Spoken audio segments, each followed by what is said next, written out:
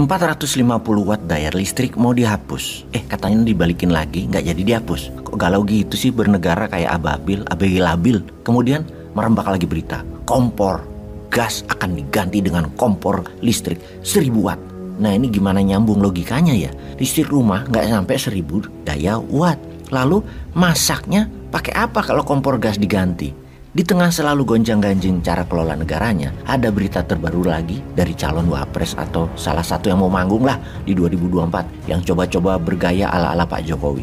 Merakyat, yang nggak natural namun terus disosialisasikan lewat medsos. Agak wagu sih dilihatnya. Katanya punya solusi untuk PLN. Bener solusi. Bosman ini kalau dengar kata jual, kayak gimana gitu radar curiganya. Maklum, mantan sales, mantan broker.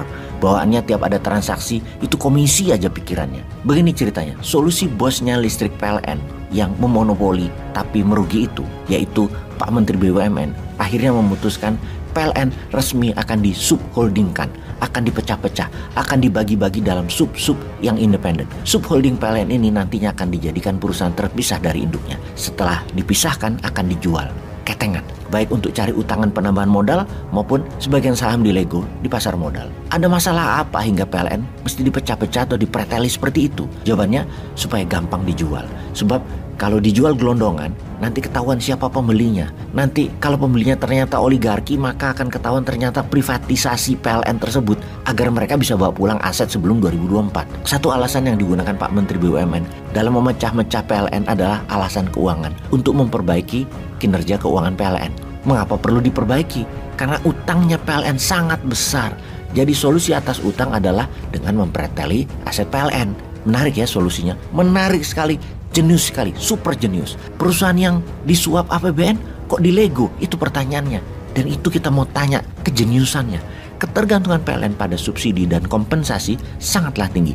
Subsidi adalah keputusan DPR dan pemerintah, sementara kompensasi adalah akal-akalan pemerintah melalui Menteri Keuangan. Dengan kompensasi, maka bisa diatur PLN untung atau rugi. Demi pencitraan, maka akan diatur tetap untung. PLN tidak dapat mempertahankan EBITDA tanpa subsidi dan pendapatan kompensasi yang jika digabungkan jumlahnya sekitar 66 triliun pada tahun 2020 dibandingkan dengan EBITDA sebesar 74 triliun. Ini adalah uang negara dari pajak, bukan dari usaha PLN. Sementara PLN sendiri harus fokus bayar utang. Bayangin, subsidi dikategorikan pendapatan. Lah gila sih sebenarnya. Oke, kita lanjut. Kecurigaan banyak pengamat keuangan adalah apakah dukungan keuangan dari pemerintah hanya menjadikan PLN sebagai saluran untuk menyalurkan uang kepada oligarki pemegang proyek PLN. Apalagi PLN hanya akan menguasai jaringan, sementara proyek pembangkitnya dibuat swasta. PLN memang jadi sarana bancaan yang paling empuk. Utang PLN sangatlah besar. Mereka menimbun utang untuk menopang belanja dan selanjutnya belanja untuk memperbesar kapasitas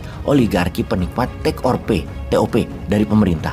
Utang PLN dalam laporan keuangan semester 1 2022 mencapai 640 triliun, naik dari 630-an triliun dari periode yang sama tahun lalu.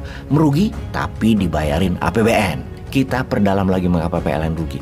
Karena dalam 8 tahun terakhir manajemen kelolaan bernegaranya sesungguhnya dikelola anti-industrialisasi. Hanya membuat Indonesia negara dagang dan negara komoditi alam. Karena sedikit dan berkurangnya industri, maka deindustrialisasi itu membuat daya listrik di pembangkit listrik gak kepakai. Kebetulan strategi jenius dalam pemerintahan adalah menggunakan strategi take or pay.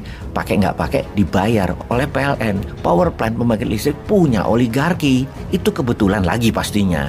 Inilah yang buat PLN nombok. Dibayarin APBN notabene hasil pajak rakyat. Kita perjelas arti take or pay adalah ambil atau bayar denda. Artinya PLN tidak punya pilihan terhadap setrum yang disediakan oleh penyedia listrik swasta yang disebut Independent Power Producer atau IPP. Dalam kondisi kekurangan listrik, skema ini memang diperlukan agar tak terjadi krisis energi. Namun ketika kelebihan listrik seperti sekarang karena berkurangnya industri, PLN nggak ada penjualan tapi harus bayar. Sebuah keputusan bernegara yang sangat jenius. Keputusan jenius membuat PLN menjadi punya arti baru perusahaan listrik tiang negara jadinya. Karena hanya punya tiang listrik, pembangkitnya dan sumber batu baranya pun punya oligarki.